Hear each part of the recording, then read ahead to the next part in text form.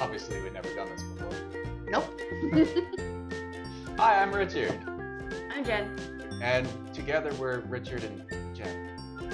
I asked Jen to be here today because today we are ranking the Disney Park ride board games. That's always a mouthful for me to get out.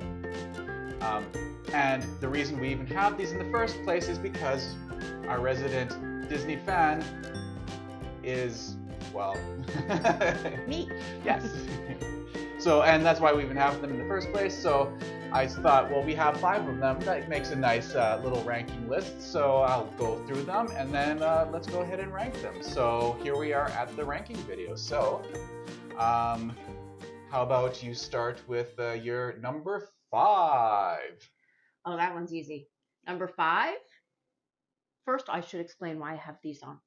No trip to Disney World or Disneyland Park is complete without wearing the ears. So if we're doing ride games, I have to have my ears on. So back to number 5. Okay, number 5. Jungle Cruise. Jungle Cruise. Also easily my number 5 game. We should do a dance, crossover dance. Yeah. See, we're crossing over. See, it's been established by Board Game Rambling, so I was like, well, we got to do it. So. Oh, yes. Yeah. Naturally. So yeah, Jungle Cruise, easily number 5. Sorry, hardworking people at Prospera Hall and Ravensburger. But yeah, it's one of those games where like you roll and move, which in itself isn't necessarily a terrible thing, as long as you're doing something else interesting with it. It also my big issue with it is the cards. One of my big issues with it, anyways, is the cards. There's not enough cards. There's not enough cards. I did a 2-player run through, and in a 2-player run through, I ran out of cards. I wasn't even done the game, and that was only for 2 players, and it goes up to 4 players. Yeah, it looks nice. It's pretty. I like that they go back to what the Jungle Cruise is famous for and the horrible puns and jokes. Yes. They just need more of them. Although, to be fair, they're all pretty horrible. Yeah. In a good way. The actual Jungle Cruise ride is an amusing ride to go on. Just the game is not recommended by either of us to any degree. All right, so how about we continue on? Number 4. We have the 5 games right in front of us, so what's our number 4? I'd probably have to say it's a Small World. Small World, okay. Number 4 for Jen. It's a Small World. I do love the ride. It's my mom's favorite ride. It's a tradition that it's my kids' first ride. It's a classic. It's a classic, and it's always the ride that my kids fall asleep on. It was fun, and it does justice to the actual ride, but I wanted something a little more complicated. Granted, it is for ages 4 and up. I just wanted something a little more complicated with what they could do with it. Yeah, fair enough. All right, my own number 4, I'm going to go with Space Mountain. So, where Jungle Cruise is a game I just flat out do not recommend for anyone to play. It's just not good. Maybe you'll get entertainment value out of it for a one-time play. Don't buy it. Space Mountain is what I would call mid. It's a game where you roll and move. Like I say, that's fine if you're doing something interesting. The push your luck aspect is the other aspect. And that could be okay. However, here's the gauge. So here, you're definitely going to roll the dice. Here, you're definitely going to roll the dice. Here, you're definitely, well, you're on the next round. I would say you're definitely not going to roll the dice. It's extremely unlikely you're going to roll the dice. And this right here is where the push your luck element comes in. that's not worth it. That's not really anything. It's not as advertised. And also look at these components. Like it's a nice thick, but thick doesn't mean it holds together well. I did a rules video and it came apart. All right, number three. Our number threes are For me, Space Mountain. okay. And I would say that because, well, he was showing the gauge. Did you want to see? Yeah. It's great unless you drop the gauge and you don't know which side you're on. Oh yes. Because here we have 6, 5, 4, 3, 2, 1. But here, oh wait, it's 6, 5, 4, 3, 2, 1, but it's opposite. Confusing. On the other hand, I will give it a pro. When your fuel gauge goes down to 1, you don't have to slide it up. You just.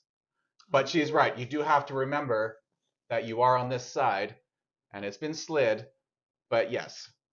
Wait, which side was it? Arg. Yeah.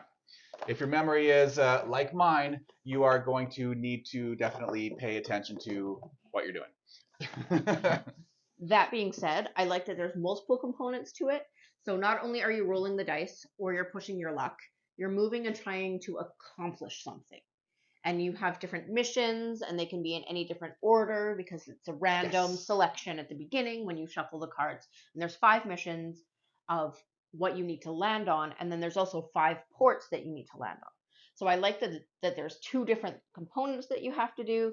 There's different missions, different things you have to accomplish. So that's why I said number 3. All right. Excellent. My own number 3 is now we get to where it's a little bit of a debate for myself. But I give my number 3 to Big Thunder Mountain. This is a game that has some nice complexity. Yes, you're playing a Disney game, but this is the one that says ages 9 and up, not just 4. The other 3 are 8. This one is ages 9 and up. So you are getting a nice game to it. I have to ding it though because of this. So what you do is you get marbles on, and what happens to this flimsy plastic? It pushes in. It is not sturdily built, and that means you can favor a certain side or something like that. If this was a solid build, I would have a much harder time determining what my numbers 1, 2, and 3 would be. But I have to ding it because of this flimsy, like, I don't know, they probably can't see on the table, but yeah, as I'm, when you twist it, when you turn the mountain, this is being pushed down. So it's not a pure random chance of where the marble's going to go. It's likely going to be pushed into a certain direction because of the way you are pushing it. But like I say, that was a little bit of a debate. It was hard for me to just say this is easily a number 3, and then it becomes a question of would it be worth it to build something that was identical, but the materials were solid. But then you're not getting a nice Disney game for $40, however much, $30, however much you pay for, a nice Disney game. So I guess that's our number 3. Number 2. My number 2 is Big Thunder. Like I say, a good choice. Yeah. I really enjoyed it. The construction was a little flimsy and a little frustrating until you get the hang of it. I guess eventually what you could do is you could get a 3D printer and print something to it. And then hopefully that would hold its shape. And yeah. Exactly. But the game itself, I enjoyed. It's yeah, I do like that there's a lot more game to it. That's why I had a bit of a debate with that, just because there is good game. Yeah, I enjoy the different things that you have to do, the choices you have to make, what you're doing along the gameplay or the board, the actual board. The fact that it's not just chance, you can smack your opponents further away from where they want to be, which sort of gives it that little bit of competition, which in our family we seem to do well with. Yeah, and you're right, because if you're at a mine with a bunch of stuff and you're like, sweet, my next turn I'm golden, but then the next person comes in, knocks you out, you're like, well, because you're only going clockwise. Now I have to go all the way around, and yeah, you're right. Yeah. It brings up my competitive side, so that's probably why I said. Plus, I love the ride, and it is very reminiscent of the ride. It's all about the mine carts and the what you can do with it, and panning for gold and stuff. So that was my number 2. Yeah. My number 2. This was the most debate because there's a game that's a really good game, and then there's a game that I personally would rather play. So then, of course, my own number 1 is going to be the game I would rather play. So my number 2 is a game that is exactly what it is, what it should be, exactly what is advertised, and actually that's it. It's exactly what it is advertised, done properly for who it's for. My number 2 is It's a Small World. So this game says right on the box 4+. Okay, so this isn't my number 1 because it's not the one that I want to play the most. But for what it is what it's supposed to be. A game for kids 4 and up. Are you tired of playing games of memory where you have one card and you're trying to find out which one is the other card flipped over? No. How about you play a different kind of matchmaking game, a different kind of matching game, with it being more like Where's Waldo style. So you have your card, you're looking at the different tableaus, and you're trying to figure out, or you're trying to see, does this match on this one? Little 4-year-old, does this match this one? Yes, it is exactly the kind of game it should be. It is done well, and if you would want to have a better matching game, this is it, in my opinion, of these 5. Of these 5, this is the best matching game. I think of these 5, it's the only matching game. Yeah. Okay, number 1. Number 1, drum roll. I think we both haven't said the same game. Shocking. I'll say my number 1. And I'll say my number 1 at the same time. Wow. 3.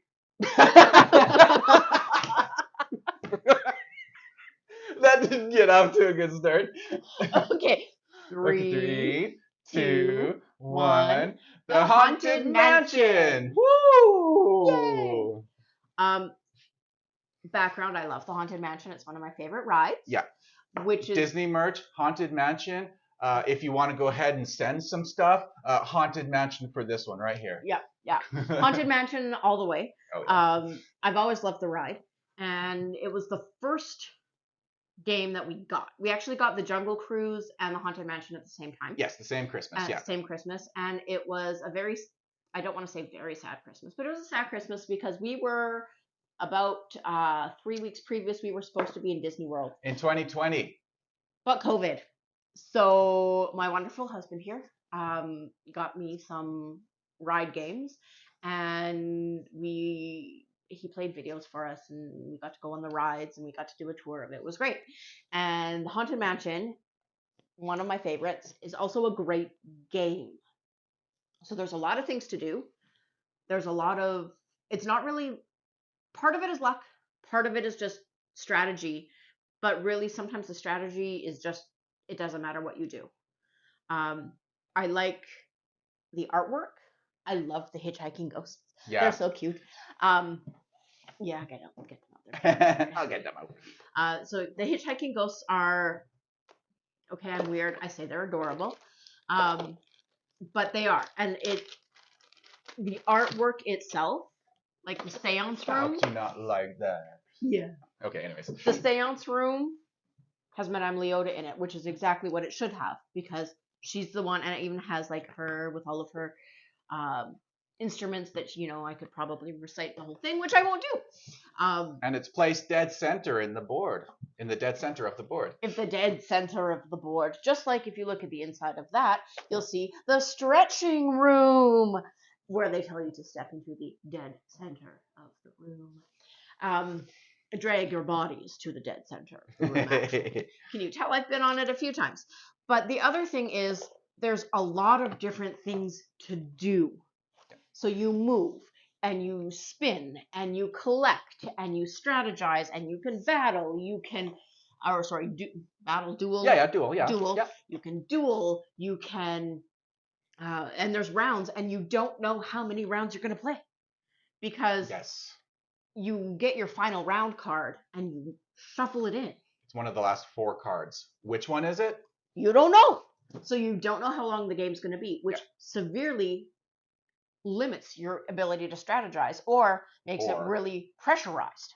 So not only is the artwork great, the gameplay is a lot of fun too, and it was by far one that we have played the most. Yeah, and I really like the set collecting. Maybe I just like set collection games, but yeah, when I'm playing this, I don't know, it's one of those, I'm glad to have this card now, and this card, and now this makes a set, and that kind of thing.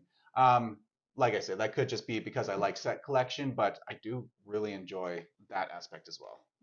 Yeah, the set collection is great, as well as you can have everything at the same set, but you can lose. Yes. If you have the most haunt cards.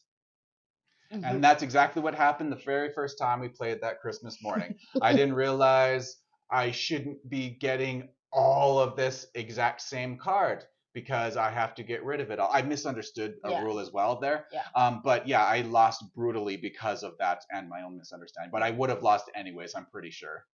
But it just goes with the haunting, right? Because you never know when you're going to get haunted. And you could have a hitchhiking ghost follow you home. Which it did, and is staying in our home. Yeah. These haunted ghosts, stay in our house. All right, thank you very, very much for tuning in, for joining us on this ranking of the 5 Disney Park board games. Ride board games. I don't know why that's so hard for me to get out. I've been practicing that for like a week. And every time I'm like, Disney Park ride board games. It doesn't roll off the tongue. No. No. But I have my ears on. Yeah. Okay. Yeah. Anyways, yeah. Thank you very much. I don't often get to say this. Like and subscribe. And that's it, I guess. Thank you very much for joining me, Jen. Oh, thank you. I will play these games again. And again, I'm sure. Well, this one. Okay. Thank you very much. We'll see you later. Have fun.